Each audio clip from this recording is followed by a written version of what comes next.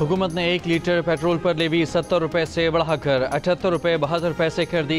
Petrol पर levy 8 रुपये 72 पैसे फ़ी लीटर बढ़ा दी गई। ज़राए के मुताबिक डीज़ल पर लेवी 7 रुपये 1 पैसे फ़ी लीटर बढ़ा दी गई। डीज़ल पर लेवी 70 रुपये से बढ़ाकर 77 रुपये 1 पैसे फ़ी लीटर कर दी गई। आलमी मंडी में तेल की कीमतों में कमी को पेट्रोलियम लेवी बढ़ाकर एडजस्ट कर दिया गया। वज़ारत ख़ज़ाना ने आइंदा 15 रोज़ के लिए पेट्रोलियम मसनूआत की कीमतें बरकरार रखने का एलामिया जारी कर दिया। पेट्रोलियम लेवी में इजाफा सदारती ऑर्डिनेंस के जरिए किया गया। वज़ीर-ए-आज़म शहबाज शरीफ ने कहा है कि आलमी मंडी में तेल की कीमतें कम हुई हैं, मगर हमने पेट्रोल की कीमतें बरकरार रखने का फ़ैसला किया है। पेट्रोल कीमतों में कमी का फ़ायदा आवाम को मुंतकिल करने के बजाय बलूचिस्तान पर लगाएंगे। इस रकम से कच्ची केनाल और कोयटा कराची N25 बनाएंगे।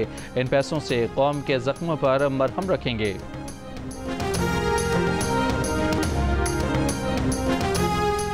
सदर मुमलिकत ने पेट्रोलियम लेवी बढ़ाने का ऑर्डिनेंस जारी कर दिया। वफाकी काबीना ने पेट्रोलियम प्रोडक्ट्स ऑर्डिनेंस 1961 में तरमीम की मंजूरी दी थी।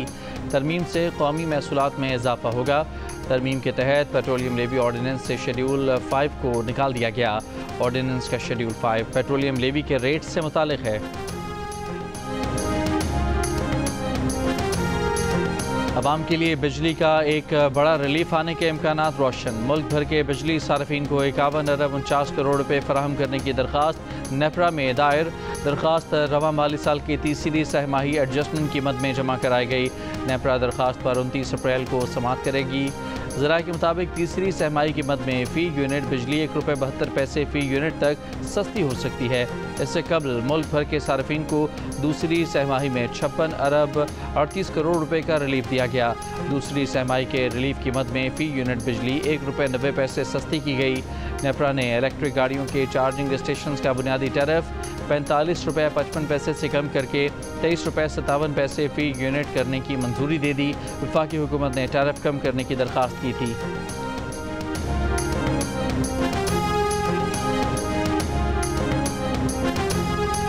समंदर पार पाकिस्तानी मुल्क में सरमाया लगाएं, हम आपको सराखों पर बिठाएंगे। सुर्ख फीते की जगह सुर्ख कालीन मिलेगा। वज़ीर-ए-आज़म शहबाज शरीफ का समंदर पार पाकिस्तानियों की तकरीब से खिताब। ओवरसीज़ पाकिस्तानियों के मुकदमात के लिए खुसूसी अदालतें कायम की जाएंगी। तमाम यूनिवर्सिटियों में समंदर पार पाकिस्तानियों के बच्चों का 5% कोटा होगा। मेडिकल कॉलेजेस में 3000 बच्चों को दाखिला दिया जाएगा। एयरपोर्ट्स पर ग्रीन चैनल भी दोबारा फाल किया जाएगा।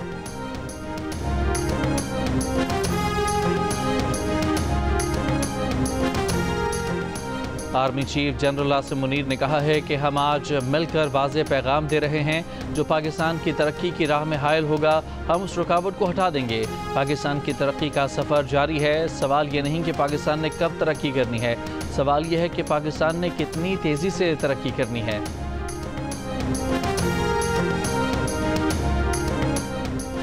आलमी रेटिंग एजेंसीज मूडीज़ और S&P के बाद अब फिश ने भी पाकिस्तान का माशी आउटलुक मुस्तहकम कर दिया।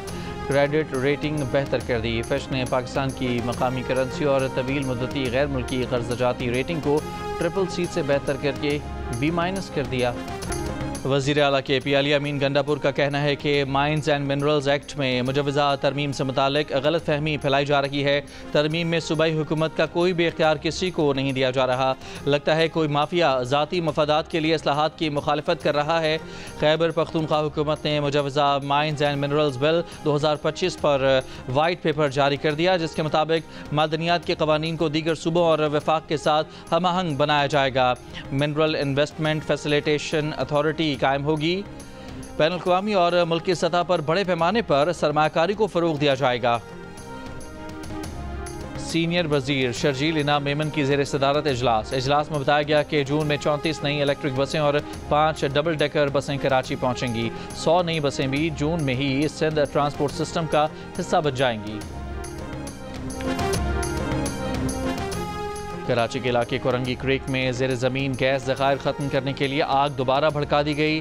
PPL की जानिब से आग दोबारा लगाने की वीडियो में देखा जा सकता है कि डंडे को आग लगाकर गैस निकलने वाले मकाम पर फेंका गया। आग लगते ही स्टाफ फातिहाना अंदाज में बगलगीर हुआ। ज़ेर ज़मीन गैस के बायस लगने वाली आग मंगल की सुबह खुद ब खुद बुझ गई थी।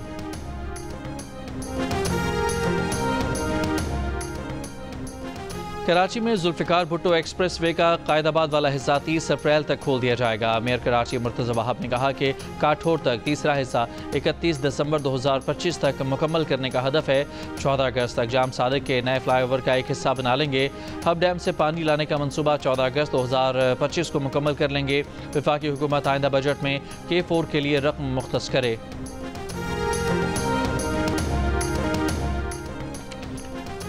वफाकी हुकूमत और पीपल्स पार्टी रहनुमाओं का स्पीकर हाउस में इजलास। पीपल्स पार्टी ज़राए के मुताबिक पीपल्स पार्टी ने नहरें निकालने के मामले पर सदर जरदारी और बिलावल भुट्टो का मौका पेश किया। हुकूमत ने पीपल्स पार्टी के तहफ़्फ़ुज़ात का कोई मुनासिब जवाब नहीं दिया। इजलास में पीपल्स पार्टी के नुमाइंदों से पार्टी की तजावीज़ मांगी गईं, जबकि पीपल्स पार्टी का वफ़द हुकूमती तजावीज़ सुनने का मुंतज़र था। ज़राए के मुताबिक अब मुज़ाकरात का आइंदा दौर मई के पहले हफ्ते में होगा। प्राइवेट हज ऑपरेटर्स की हठधर्मी आज़मीन को ले बैठी। पैसे जमा कराने के बावजूद 67,000 आज़मीन हज पर नहीं जा सकेंगे। वजारत मजहबी अमूर और निजी हज ऑपरेटर्स के इख्तलाफात ने आज़मीन हज की मुश्किलात बढ़ा दी। ज़राए के मुताबिक निजी हज ऑपरेटर्स ने मुआहदे की खिलाफ वर्जी की और मुकर्ररा तारीख तक वाजिबात जमा नहीं कराए। प्राइवेट हज ऑपरेटर्स के पास आज़मीन की बुकिंग कराने की आखिरी तारीख 14 फरवरी थी, लेकिन वो अपने कोटे के 89,000 में से सिर्फ 12,000 आज़मीन की बुकिंग करा सके। बाद में वज़ीर ख़ारजा साकडार ने सऊदी मनसब से रब्ता करके मजीद 10,000 अफराद के लिए इजाज़त हासिल की, ताहम पूरे 89,000 की इजाज़त न मिल सकी। यूँ अब निजी हज स्कीम के तहत 22,000 आज़मीन हज पर जा सकेंगे, 67,000 महरूम रह जाएंगे। वजारत मजहबी अमूर ने निजी हज ऑपरेटर से 10,000 आज़मीन की तफसीलात तलब कर लीं। आज़मीन जमा शुदा दरख्वास्तों के तहत पहले आएँ पहले पाएँ की बुनियाद पर हज कर सकेंगे। चीन और अमेरिका के दरमियान तजारती जंग बढ़ने लगी। मीडिया रिपोर्ट्स के मुताबिक चीन ने अपनी एयरलाइन कंपनियों को बोइंग तैयारे ना खरीदने का हुक्म दे दिया। चीन ने एयरलाइन कंपनियों को अमेरिकी कंपनियों से आलात और स्पेयर पार्ट्स भी ना खरीदने का हुक्म दे दिया। ये इक़दाम अमेरिका के सदर डोनाल्ड ट्रंप की जानिब से चीनी अशिया पर आयद 145% टैरिफ आयद किए जाने के बाद किया गया। उधर तर्जुमान वाइट हाउस का कहना है कि सदर ट्रंप चीन से डील करने के लिए तैयार हैं। चीन डील के लिए तैयार है या नहीं, बॉल चीन के कोर्ट में है। अमेरिकी सदर ट्रंप चाहते हैं कि हार्वर्ड यूनिवर्सिटी माफ़ी मांगे। तर्जुमान वाइट हाउस कैरोलाइन लिविट ने कहा है कि हार्वर्ड यूनिवर्सिटी को वफाकी कवानीन पर अमल करना चाहिए। हार्वर्ड को कॉलेज कैंपस में यहूदी अमरीकी तलबा के खिलाफ यहूद दुश्मनी पर भी माफ़ी मांगनी चाहिए। अमरीका की सफ़े अव्वल की हार्वर्ड यूनिवर्सिटी ने ट्रंप इंतज़ामिया के मुतालबात मानने से इनकार कर दिया था। अमेरिका के महकमा हुकूमती इस्तेदाधिकार ने गैर कानूनी इमिग्रेंट्स को घरों और नौकरियों से बेदखल करने के लिए वफाकी हुकूमत से लोगों का ज़ाती डाटा जमा करना शुरू कर दिया। ज़ाती डाटा आम तौर पर महफूज तस्वुर किया जाता है, ताहम अब इस बात की मालूमात जमा की जा रही हैं कि लोग कहाँ मुलाजमत और तालीम हासिल करते हैं, उनकी रिहाइश कहाँ है। अमरीकी मीडिया के मुताबिक फ़लस्तीन के मामले पर मुज़ाहरा करने वाले तमाम अफराद का भी डाटा जमा किया जा रहा है।